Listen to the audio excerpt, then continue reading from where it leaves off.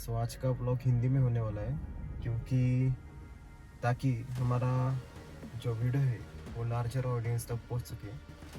सो आज का टॉपिक है why Z900 is the best seller in the super bike segment. तो मैंने कुछ पॉइंट्स निकाल के रखे ताकि आपको समझ में आएगा कि आपको एंट्री लेवल पर Z900 ये बाइक लेनी चाहिए या नहीं।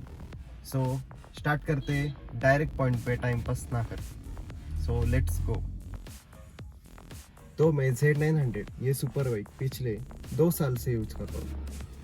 एक बात तो माननी पड़ेगी यार कावासाकी की कि उसके इंजन बहुत ही रिफाइंड होते हैं। मतलब आपको फील ही नहीं होगा कि आप इतने हाई सीसी की, मतलब 950 सीसी की बाइक आप राइड कर रहे हो या 1000 सीसी की आप बाइक राइड कर रहे हो।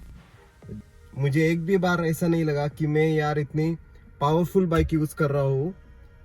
मतलब on daily rides you can use the bike. तो आते हैं एडवांटेजेस पर। एडवांटेजेस ये है कि उसकी पावर आपको कभी भी कम नहीं पड़ेगी। मतलब आप ड्रैग रेस कर रहे हो या फिर हाईवे रेस करो या कुछ भी करो, आपको पावर कम नहीं पड़ने वाली है। पावर परफॉर्मेंस एकदम टॉप नॉच है। सेकेंड पॉइंट ये है ब्रेकिंग सिस्टम।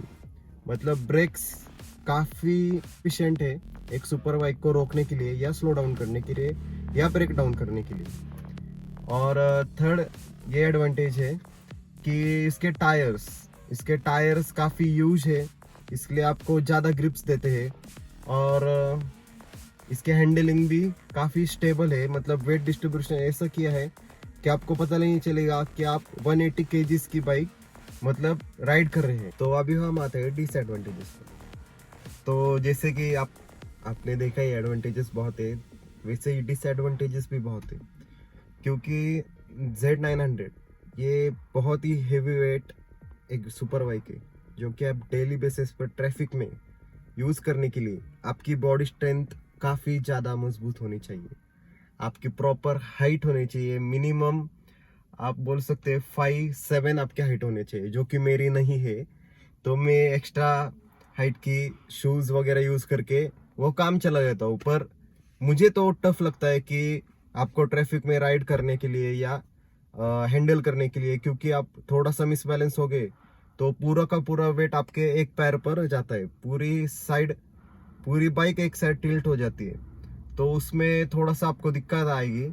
पर आपका अगर हाइट अच्छा है, आपकी अगर हाइट अच्छी है, 6 फुट से ज़्यादा है और आपकी 5'7" भी है, तो भी आपको चल जाएगा। मतलब बाइक आपको हैंडल हो जाएगी।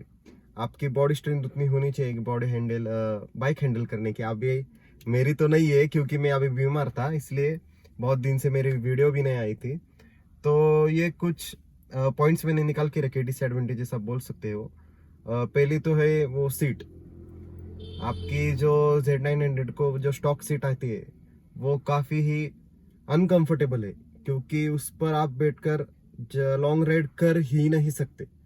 आपकी पूरी की पूरी सीट इतनी हार्ड है कि आपकी पूरी की पूरी बैक और आपका बम पूरा दुखने लगेगा, इतनी वो अनकंफर्टेबल है।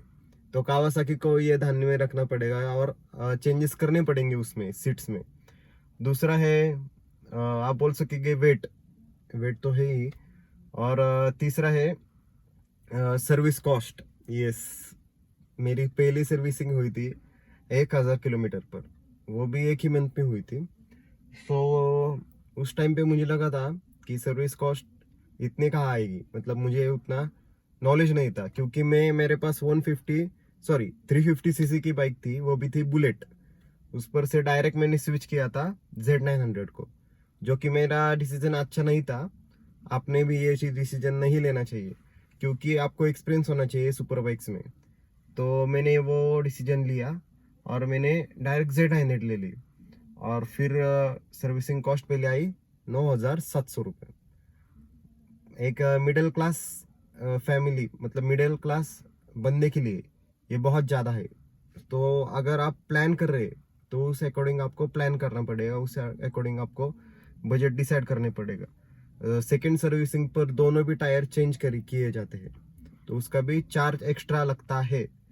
तो यह है डिसएडवांटेज।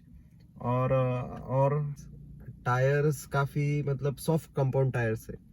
मतलब आप थोड़ा भी अगर घिसोगे, मतलब आप बर्न आउट करोगे या फिर थोड़ी सी भी बाइक को ऑफ रोडिंग करोगे या कुछ करोगे, तो उसके कंपाउंड्स काफ़ी सॉफ्ट होने की वजह से उसकी लाइनिंग्स जो होते हैं, टायर के लाइनिंग्स, वो काफ़ी जल्दी फेड हो जाते हैं और आपको वो ग्रिप नहीं मिल पाती। और इसी कारण मैं 2-3 बार या 1-2 बार कह सकते हैं मैं स्लिप भी हुआ हूँ, पर गिरते गिरते बचा हूँ। तो वो कावासाकी को ध्यान में रखना पड़ेगा, क्योंकि उसके आप अगर इतने हाई सीसी बाइक अगर परचेस कर रहे हो, तो उसमें टायर भी आपको हाई क्वालिटी हाई लेवल के देने चाहिए, ऐसा मुझे लगता है। आपको क्या लगता है, आप कमेंट सेक्शन में बता सकते हो। तो ये कुछ पॉइंट थे मेरे जो आपको कनेक्ट हुए होंगे, तो आप कमेंट करके ज़रूर बताना मुझे कि हाँ यार, ये है ये नहीं है। और आपको आज की वीडियो कैसी लगी वो आप मुझे लाइक के द्वारा या कमेंट करके आप बता सकते हैं, और शेयर करिए अपने दोस्तों के पास जिनको इंटरेस्ट है ये Z900 परचेस करने में। और सब्सक्राइब टू माई चैनल जिसका नाम है सिद्धांत भूमकर। Thank you.